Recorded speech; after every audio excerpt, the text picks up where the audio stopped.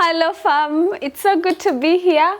For those who have come here for the first time, it's so good to have you be part of my fam family.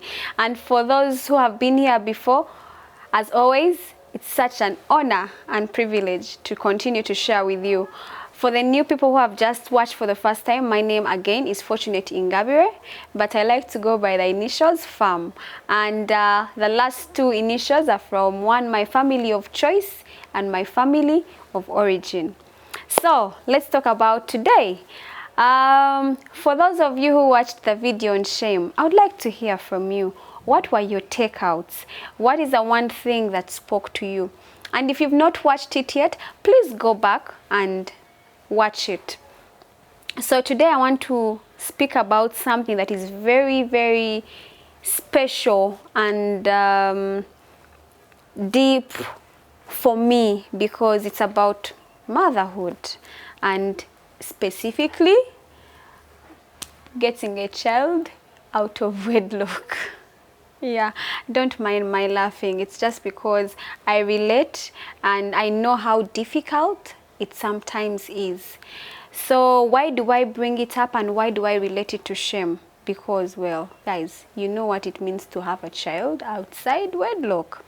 But before we go there, if you're a mother out there, by whatever means, I don't know if you've adopted a child, if you've had a child biologically, if you have nieces, if you have nephews, if you're co-parenting, if it's a blended family or whatever it is, I want to wish you once again a happy Mother's Day. I hope you enjoyed your day to the fullest.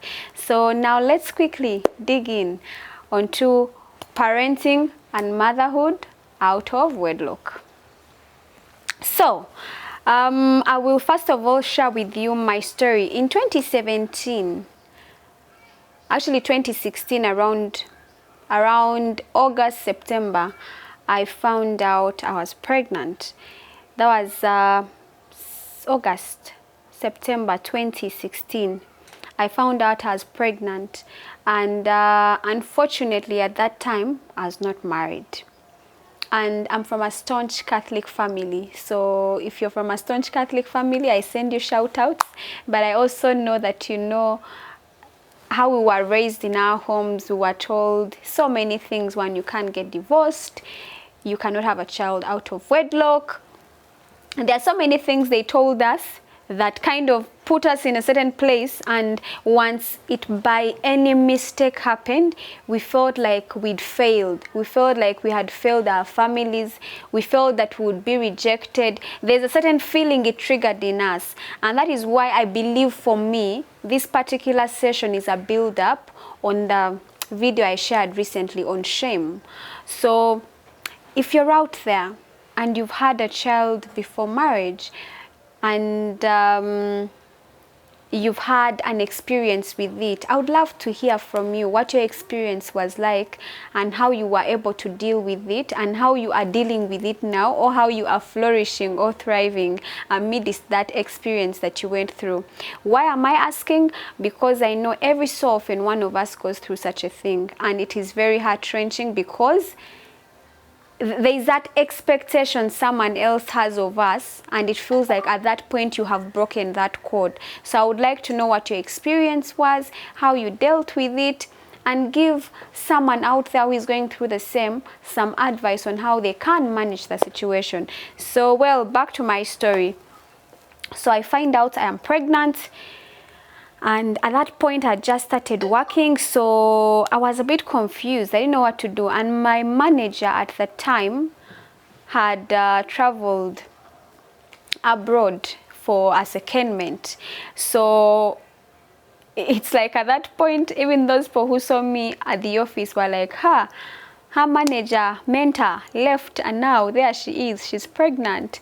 And some people actually did call her and say, oh, you left your mentee here and now here she is, she's with child. But now that was critical for me because I had so many things I had planned for myself. I had so many things I hoped for myself.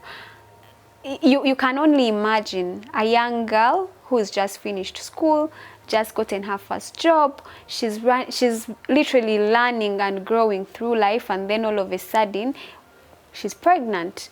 And at that point, I honestly didn't know what to do. I remember visiting about 2 doctors, and of course when we went there, we were waiting to hear what the options are. And as you can imagine, which happens to many of us, one of the options sometimes is an expectation to terminate the pregnancy. But for some reason, even when I felt that that might be one of the options, all the doctors I went to told me that no, you can have your baby.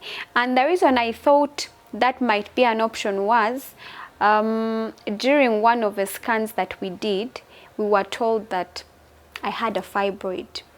And of course with that, there's a certain doctor, I will not disclose, who'd mentioned that if you have a fibroid, you cannot have a child.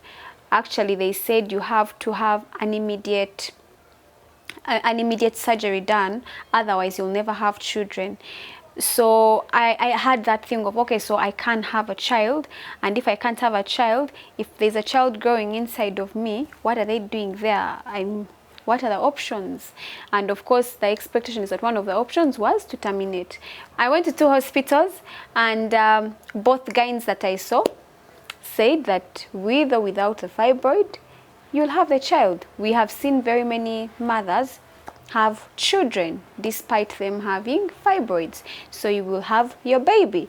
And with that, of course, now that option of terminating was clearly out of question, and so I carried on with my child. So basically, given my personality, once I know something is happening in my life, I will do a lot of research on it. So I now went and started learning about carrying a child, how it is basically carrying a pregnancy and all. But then I also came across a prayer by a child to their mother and God, and that prayer changed my life literally, because it was a cry for the child saying, Mama, will you love me? Will you hold me? What will my name be? Will it be Isaiah? Will it be Elijah? I don't know. And at the end, the baby said that your choice to have me is your expression of your love for me. And slowly that became my prayer every day. So every morning, as soon as I sat on my desk at the office, I would quickly go to YouTube and listen to that prayer. And slowly a bond began to grow between my child and I, the child that I was yet to have. Now, going back to that place of shame and stigma because you have had a child out of wedlock, I now had to figure out how to tell my grandmother and my granddad and my aunties, my uncles, basically my entire clan, especially my paternal clan, that you know what, guys, I am with child, and because I am with child, you probably need to meet the man. So I went through that season of figuring out how to do it. So I first called my singer, then I eventually called my grandmom, and surprisingly, I didn't get the backlash I expected, because I thought it was going to really be bad. Although, of course, we had a few challenges here and there, especially when my now husband went to the village to officially meet them. In our tribe, we call it Gufatirembo. So when he went to Gufatirembo, he didn't have it easy, honestly. And that we went through that season the way we did, I think was by the grace of God. When my now husband went to the village for the Gufatirembo, he didn't necessarily have it easy, because one of the expectations my paternal family had was that because we are staunch Catholics, my husband should convert and become a Catholic. However, again, this is a patriarchal society, so they were at an advantage. So I know my husband wouldn't have had a problem with it then. But because you are from a patriarchal society, and then also because I was pregnant, they took advantage of that situation and said, no, we shall not convert. We are Anglicans, you're Catholics, but this is what is going to happen. Your daughter will come and join our son as they are. Yeah. And yes, so of course, given that disagreement and so many other things, the events were put on hold for a while until the following year. So we actually got married after I'd had the child. So what that implied is that I had that child for about 6 months. Yeah, 6 months before we got married. So now, talking about shame that comes with conception and eventually bearing children out of wedlock. What has been your story? What has been your experience? And how have you dealt with it to gradually get out of that shell that shame puts you in and makes you feel like, oh, I'm not enough, I'm not loved, I have failed, and all those so many things. Or maybe let's assume that things did not go as they should have gone, and unfortunately you're now in a place where you are mothering this child alone, and you're now a single mom. How has that affected you still? I also know there are single dads out there. I send you shout outs. You're doing a great job. But today I'm talking about the single mom. And now for you, how has your experience been? How has it affected you? And how are you choosing to let go of that effect it has had on you, and instead look at your little blessing, your child that you have right now, as actually someone who can easily spur you into your greatness? Because now again, looking back, this child that I had out of wedlock is the one that has led me to this, what I'm doing right now. Yeah, because if it wasn't for her, there are so many things I'd stopped doing. Like, for example, yes, I know I used to love cameras, I used to love taking pictures and all, but it was only really after all the things that I've gone through that I've now gone back to that place of introspection and decided that, you know what, I need to share with the world, not just the world, but even if I can be able to impact one single person with just one thing, and then also remind them that, one, guys, children are a blessing. Yeah, I remember one of my people at office telling me that children are a gift. There are people who wait for them for so long and they do not come. And once you have the opportunity, terminating is not an option. Yeah. So if you're in that zone right now, let's assume right now you're in that zone and you're expecting a child and you're not sure of what to do next, my single appeal to you is that, you know what, no matter what is going on around you, that little person you're carrying within the secret place of your womb is a gift, a blessing. And if you're worried about provision, my simple reminder is that, you know what, you have a God who owns cattle on 1,000 hills, and they will provide for you over and above what you need. And on the other hand, if you're that mother who had that child out of wedlock, and you still harbor that shame and resentment and feelings of rejection and failure out of that experience, my humble appeal to you again is that you have no idea what gift, what blessing that child could be for you. Because even with having that child, I know there are so many lessons that you are learning. I know there are so many lessons you're going to continue to learn. And the only choice you have to make as a person is, you know what, the child is now here. I must raise them. But God, how am I going to raise them? And of course, in asking how am I going to raise them, asking God to partner with you as you raise the next generation of great leaders around the city and around the world. So that is it for me, because really, I know there's so many things that shame us again. And I know, again, I remind you, if you've not watched that video on shame, please go ahead and watch it. And because I believe we are in the healing season, there is no way we are going to allow ourselves not to heal from even the tiniest, bittiest little thing that wounds us, that has wounded us, that has left us with a scar, with a mark, that every time we turn or look around, the next question we have is, oh God, this happened to me. Oh God, this is how it makes me feel. But again, instead of going to that place of this is how it makes me feel, this is it, just choose to actually begin to heal from it, pick the lessons, use those lessons to continue to grow and thrive. And it's on that note that I thought I would officially share with you that given my experiences still, I have written another book. And this book is not your usual book. It is a prayer journal. And this prayer journal is called The Mama's Dare. Yeah? But Mama refined, really, because I believe that when we have children, there is a certain level of refining that we go through. You know, for those in Buganda, okusengeja, yeah, when you have a child, it's like some bakusengeja. If you're from my village, I think kunyuza mugatimba. Yeah, but why am I saying that? Guchenshura, yeah, guchenshura. Yes, kuguchenshura through kunyuza mugatimba. But why do I say that? I say that because guys, I think parenting is one of those things they never prepare us for. We saw our parents, we saw our mothers having children, and if you're from those days, having more than one child, more than 2 children, but they raised them well. But with us, even one child, the struggle is real.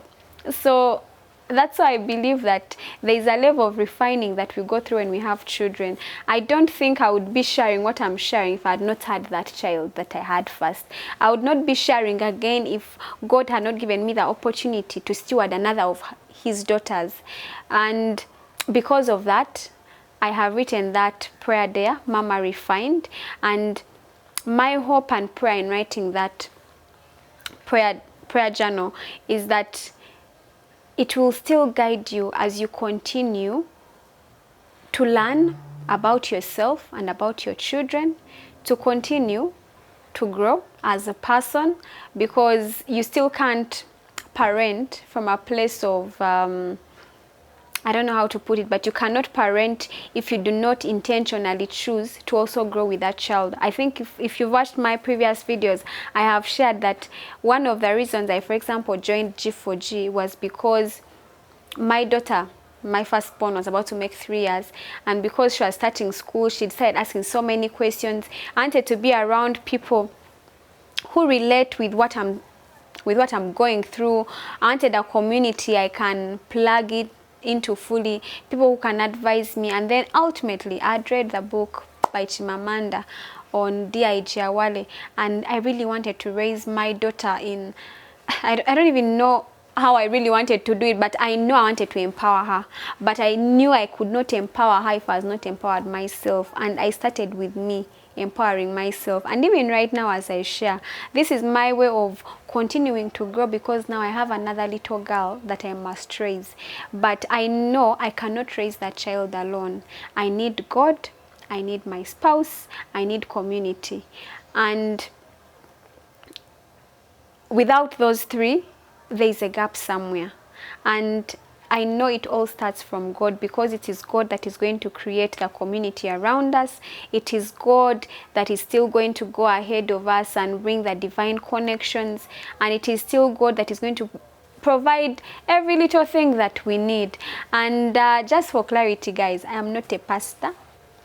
I'm just a person who has been through experiences just like anyone else, and I've been put in a place where I know and I believe that God is Lord.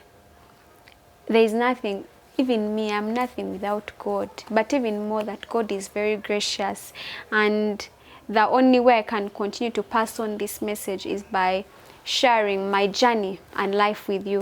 So once again, if you're a mother out there, I'm sending you lots of love and joy and laughter as you continue to raise the next generation of leaders.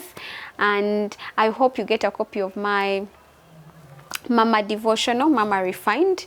And I hope that as you're reading it, you will be put in a place where you begin to learn a lot about yourself, about your child, and about your spouse or co-parent, whichever it is.